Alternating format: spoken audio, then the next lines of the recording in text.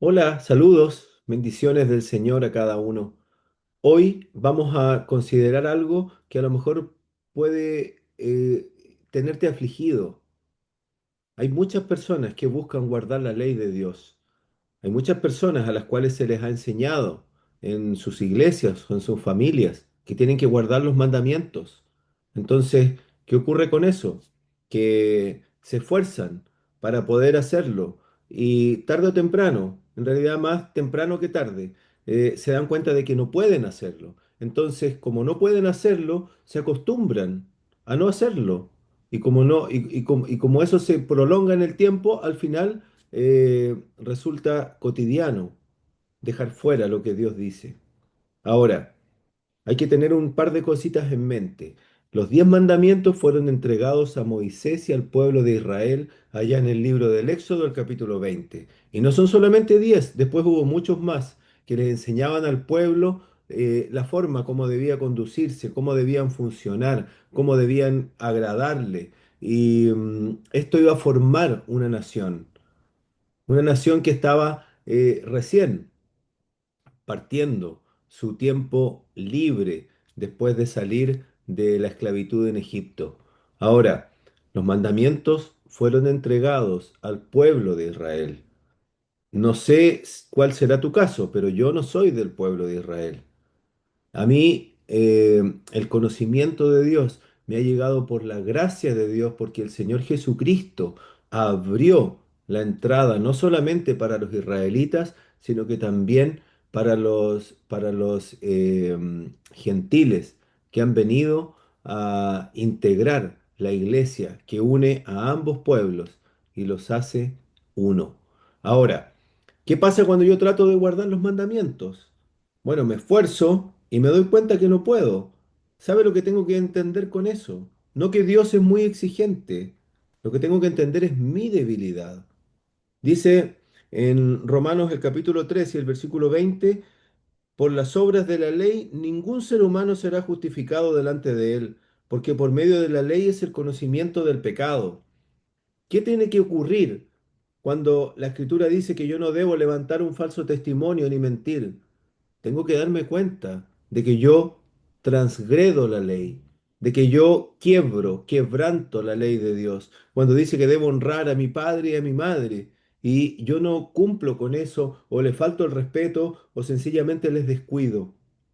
Que tengo que darme cuenta que no puedo cumplir ese mandamiento. Entonces me hago un transgresor de la ley, estoy contra lo que Dios ha dicho, y eso se llama pecado. Y el pecado es lo que Dios quiere que nosotros entendamos que es una realidad. Por eso dice, por medio de la ley es el conocimiento del pecado. Me doy cuenta que no puedo. Entonces me doy cuenta también que necesito ayuda, porque dice aquí, todos pecaron y están destituidos de la gloria de Dios en el versículo 23. Todos pecaron, están destituidos de la gloria de Dios. Entonces necesitamos a alguien que solucione esta relación quebrada. Y ese es el Señor Jesucristo, el que viene a darnos perdón y salvación, el que murió en una cruz cargando tus pecados y los míos, aquel que estuvo dispuesto a morir por mí, a morir por ti. Ese es el Jesús que muestra la Escritura, aquel que es sobre la ley, aquel que cumplió la ley y que entrega una salvación que está por sobre la ley. Miren, el Señor Jesucristo sabe que no podemos guardar la ley, no podría pedírnoslo. Él sabe nuestra condición, conoce nuestra debilidad porque estuvo entre los hombres. Y Él, en esa condición de hombre, fue a la cruz.